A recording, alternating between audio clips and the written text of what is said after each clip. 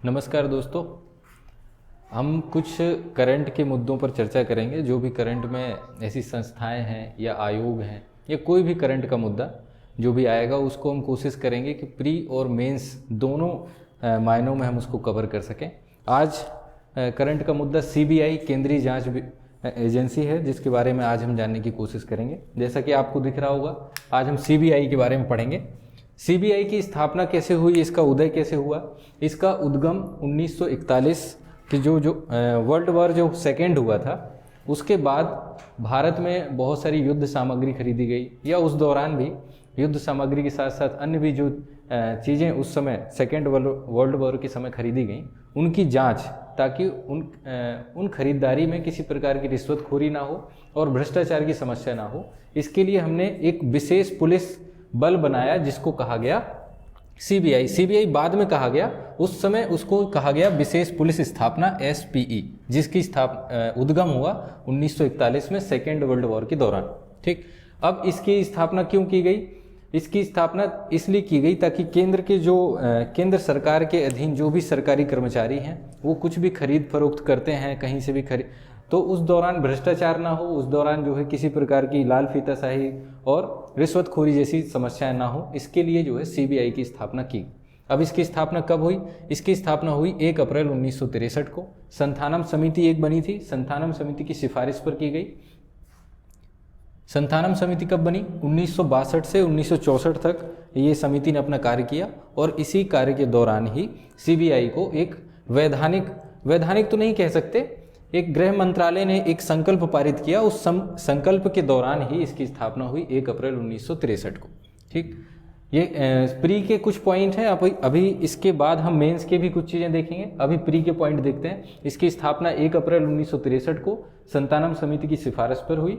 मंत्रालय किस मंत्रालय के अधीन काम करता है? तो जब इसकी स्थापना हुई शुरुआत में, उस समय गृह मंत्रालय ने एक संकल्प पारित करके इसकी स्थापना की गई। और जो वर्तमान में सीबीआई संस्था कार्मिक लोक शिकायत और पेंशन मंत्रालय के अधीन आती है। उस मंत्रालय के अधीन एक विभाग है कार्मिक एवं प्रशिक्षण विभाग, उसके अधीन ये गृह मंत्रालय सीबीआई संस्था काम करती है। अब इसकी प्रकृति कैसी है? ये संविधान में तो था नहीं, अर्थात संवैधानिक भी नहीं होगा, और इसने अपनी स्थापना के लिए किसी प्रकार का अधिनियम पास नहीं करवाया। संसद ने किसी प्रकार का अधिनियम पास नहीं किया, अर्थात ये वैधानिक भी नहीं है।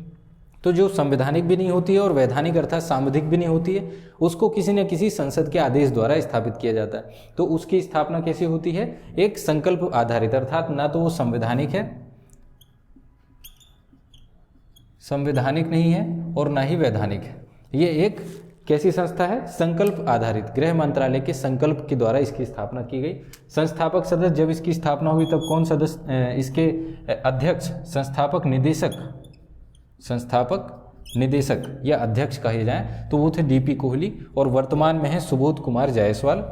कार्यकाल के बारे में चर्चा करें। कार्यकाल इसका 2 वर्ष का होता है, लेकिन अभी जो 2021 में कुछ दिनों के पहले ही राष्ट्रपति ने एक अध्यादेश के माध्यम से इसके कार्यकाल को हम 3 वर्षों तक बढ़ा सकते हैं।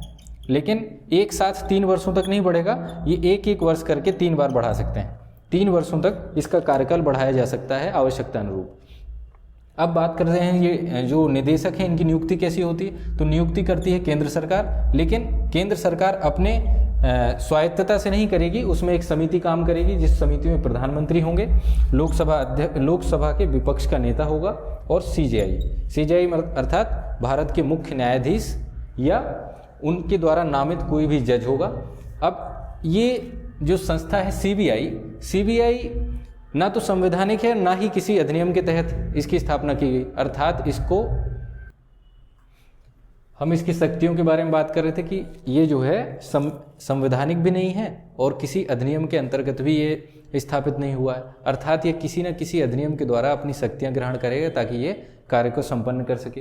तो ये दिल्ली विशेष पुलिस स्थापना अधिनियम 1946 है, इसको ध्यान रखना, 1946 है, उसके अधीन ये शक्तियाँ प्राप्त करता है और कार्यों को करता है। अब इसमें हम क्या कर सकते हैं?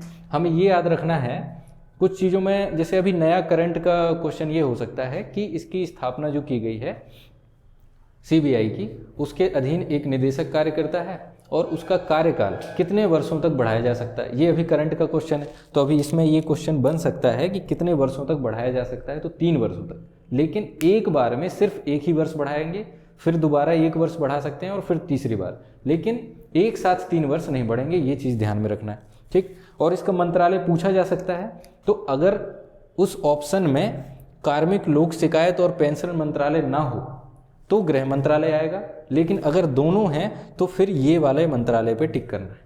क्यों? क्योंकि ये गृह मंत्रालय तब इसके अधीन आता था सीबीआई, जब गृह मंत्रालय ने इसकी स्थापना की थी 1963 में। लेकिन वर्तमान में ये किसके अधीन है?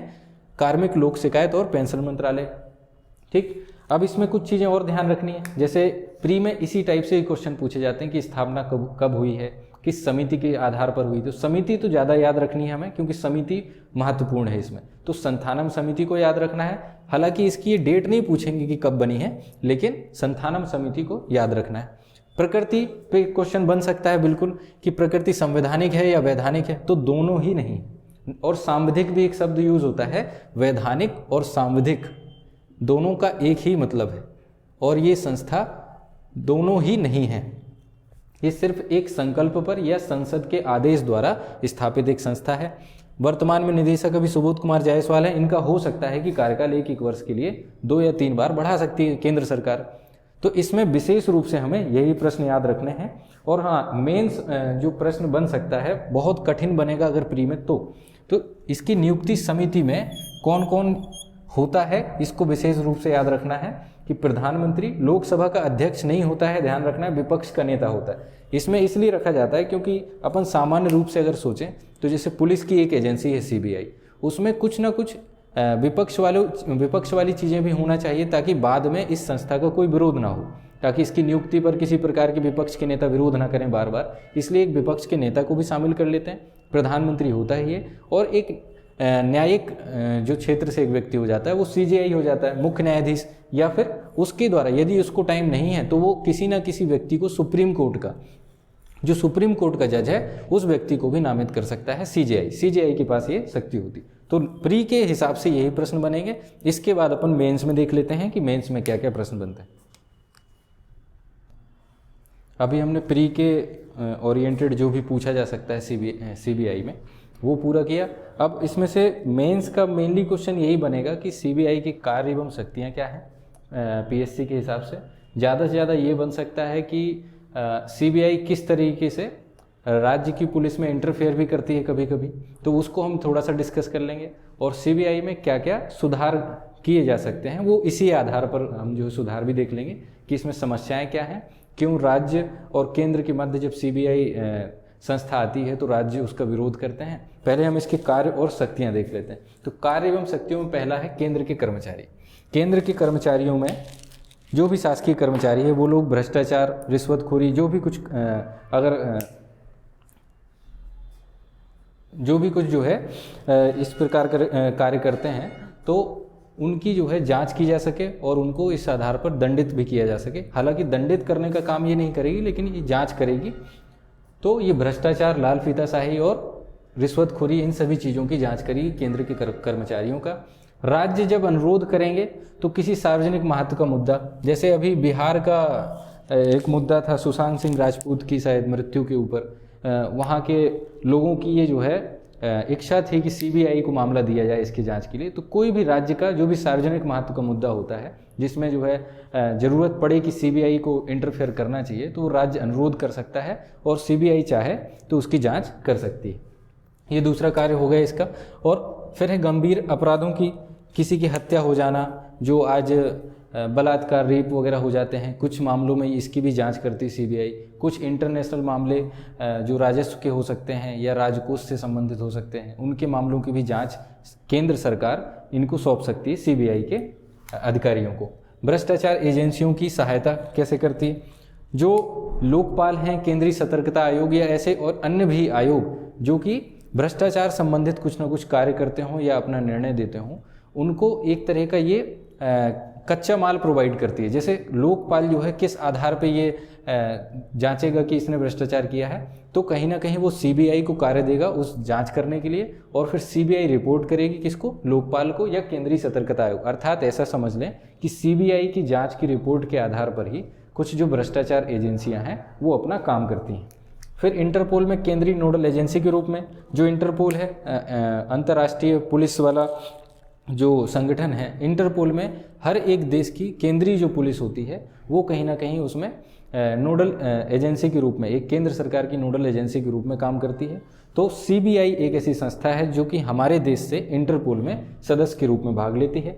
राज्यों में समन्वय स्थापित करना, अलग अलग राज्यों की पुलिस अलग अलग तरीके से काम कर सकती है, लेकिन सीबीआई अगर चाहे तो उन राज्यों में कुछ मामलों को लेकर समन्वय स्थापित कर सकती है। जैसे अभी उदाहरण था सुशांत सिंह राजपूत वाला, बिहार और महाराष्ट्र की पुलिस में कहीं ना कहीं कुछ टकराव हो रहा था। लॉकडाउन के दौरान महाराष्ट्र की पुलिस ने जो बिहार के एसपी थे उनको 14 दिन के लिए क्वारंटाइन कर लिया, कहीं ना कहीं इस बात के लिए कि इस चीज़ की जांच रोकी जा सके या जो भी उनका उद्देश्य रहा हो। लेकिन ऐसे मामलों में सीबीआई यह निश्चित कर सकती है कि राज्य की पुलिस में किस प्रकार समन्वय स्थापित किया जाए।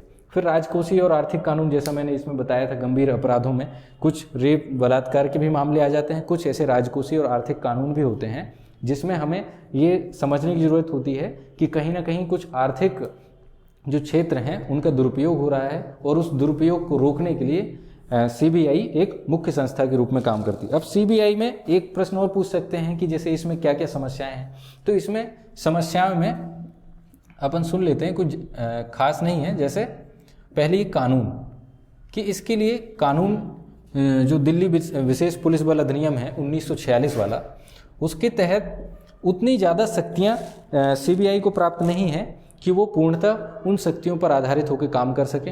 राज्य भी इस बात का विरोध करते हैं कि यह एक संवैधानिक संस्था नहीं है, यह एक संवैधानिक या वैधानिक संस्था नहीं है, अर्थात इसके कोई स्वयं के कानून नहीं है, इसलिए इसको काम करने में भी समस्या आती है। फिर तीसरी क्या समस्या हो सकती है कि राज्य जो होते हैं, राज्य का जो पुलिस विषय है समवर्ती सूची के अधीन, राज्य सूची के अधीन 7वीं अनुसूची में, वो एक राज्य का विषय है पुलिस। तो राज्य ये सुनिश्चित करती है कि हमारे राज्य के अंतर्गत हमारे राज्य की ही पुलिस काम करेगी। केंद्र की जो पुलिस सीबीआई है, केंद्रीय जो एजेंसी है, वो कहीं ना कहीं उसको इंटरफेयर ना करे और राज्य के मामलों को राज्य ही सुलझाए। तो एक समन्वय वाली कमी है, समन्वय की समस्या है। कुछ मामलों में सीबीआई के ऊपर भी कहीं ना कहीं जो है आरोप लगते रहे हैं उनकी निदेशक की नियुक्ति को लेकर, कि केंद्र सरकार कोशिश करती है कि उनके ही पक्ष से संबंधित कोई व्यक्ति जो उनके पक्षकार हों प्रशासनिक सेवा में, वो कहीं ना कहीं इस पद पर नियुक्त हों। तो एक क्या होती है प्रशासनिक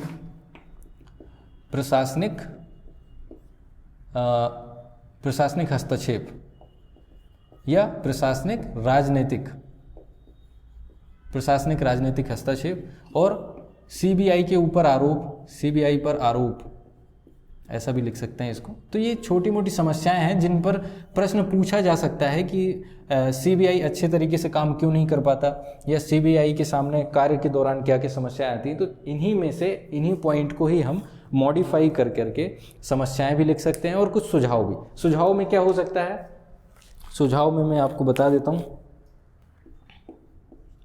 सुझाव में क्या क्या हो सकते हैं। अब इसमें सुझाव, समस्याएं, कार्य, अगर अपन तीनों चीज़ें पढ़ लेंगे तो इससे मेंस का हर तरीके का क्वेश्चन, जैसे अगर उसने आलोचनात्मक मूल्यांकन पूछ लिया तो आलोचनात्मक मूल्यांकन में हम ये करेंगे कि 2-4 उसकी 4 विशेषताएं बता देंगे और फिर कुछ कमियां कि वो अच्छे से काम क्यों नहीं कर पा रही। अब इसमें सुझाव में क्या है, सुझाव में एक तो ये हो सकता है कि केंद्र सरकार इसके लिए कुछ विशेष कानून बनाए, ताकि राज्यों के बीच में जो विवाद होता है सीबीआई को लेकर कि सीबीआई हमारे राज्य में काम नहीं कर सकती। हालांकि अभी एक करंट में भी मुद्दा आया था कि कुछ राज्यों ने, लगभग भारत के 7-8 राज्यों ने सहमति को लेकर कि सीबीआई हमारे राज्य में काम करे या ना करे, तो सहमति को लेकर एक विवाद है।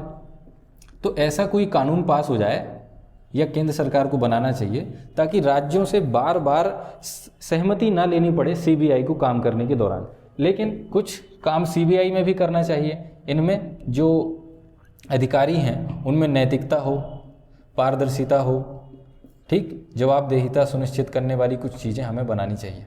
ताकि सीबीआई के अधिकारी भी, कभी कभी ऐसे आरोप लगते हैं कि सीबीआई अपने उद्देश्यों की पूर्ति के लिए मनमानी तरीके से राज्यों में काम कर रही है, तो वो चीज़ भी ना हो, इसलिए सीबीआई के लिए भी कुछ ना कुछ कानून बनने चाहिए ताकि अधिकारियों में ये चीज़ें पनप सकें। इसके लिए हम क्या कर सकते हैं, इसके लिए प्रशिक्षण व्यवस्था, ताकि उनको अब कुछ पुलिस अधिकारी ही जाके सीबीआई में नियुक्त होते हैं, तो हम पुलिस अधिकारियों को ऐसी एजेंसियों में नियुक्त करने के पहले कुछ विशेष प्रशिक्षण की व्यवस्था कर सकते हैं। तो विशेष प्रशिक्षण की व्यवस्था हो गई। सीबीआई के जो अधिकारी हैं या सदस्य हैं उनमें इन सभी चीज़ों का यूटिलाइज करना। सहमति, राज्यों से जो सहमति है, राज्यों से सहमति के संबंध में एक कानून पास करने की ज़रूरत है, और कानून में कोई संवैधानिक तो संभव नहीं हो पाएगा, तो कम से कम कोई अधिनियम बन जाए। ये अधिनियम क्या करेगा, विशेष शक्ति देगा किसको, सीबीआई को, ताकि वो समन्वय स्थापित कर सके। समन्वय में हमें एक चीज़ और भी ध्यान रखना पड़ेगा कि कोई भी काम खराब होता है तो कहीं ना कहीं दो लोगों की वजह से ही होता है, और अच्छा भी होगा तो समन्वय से ही होगा। अर्थात सीबीआई और राज्य सरकार दोनों को इस क्षेत्र में समन्वय को बढ़ाने की ज़रूरत है, ना कि एक दूसरे का विरोध करने की ज़रूरत है। तो सीबीआई में इस प्रकार से ये संस्था आपके जो प्रीलिम्स में है महत्वपूर्ण संस्थाएं, उनके अंतर्गत भी आ जाएगी, और मेंस में भी इससे प्रश्न पूछे जा सकते हैं, क्योंकि अब मेंस का पैटर्न वैसा नहीं रहा कि जो सिलेबस में लिखा है डायरेक्ट वैसा ही पूछें, कहीं ना कहीं अन्य संस्थाओं से भी क्वेश्चन आते हैं। तो इस प्रकार आप इसके कुछ महत्वपूर्ण प्रश्नों को डील कर सकते हैं। प्रश्न किस प्रकार से, पहला प्रश्न जैसे आप प्रैक्टिस के लिए लिख सकते हो कि सीबीआई क्या है और इसकी कार्य शक्तियों को परिभाषित कीजिए, ठीक है, या कार्य शक्तियाँ बताइए। ये 5 नंबर का। 11 नंबर में अगर पूछेगा तो सीबीआई क्या है, हाल ही में हुए इस पर संशोधनों पर चर्चा कीजिए एवं आलोचनात्मक मूल्यांकन कीजिए। तो संशोधन हमें कौन कौन से बताने हैं। पहला संशोधन ये कि उसके कार्यकाल में जो बढ़ोतरी की गई है 1-1 वर्ष के लिए, वो बता देना है। और कुछ संशोधन जैसे उसके अभी शायद कुछ कानूनों में संशोधन किया है। एक न्यायपालिका ने कुछ निर्णय दिया है राज्यों से सहमति और असहमति को लेकर, कि सहमति अगर राज्य एक बार देता है तो कहीं ना कहीं एक ही मामले की जांच करने के लिए देता है, और इसके बाद वो असहमति दे सकता है किसी अन्य मामले में। तो ये 2 अभी हालिया के क्या है, इसमें कुछ नई चीज़ें ऐड हुई हैं, एक सहमति असहमति को लेकर और एक कार्यकाल की सुरक्षा को लेकर। तो ये चीज़ दे सकते हैं हम वर्तमान की इसमें जोड़ के, और स्टार्टिंग तो वहीं से करना है कि इसकी स्थापना इस तारीख को हुई है और इस समिति की सिफारिश से हुई है।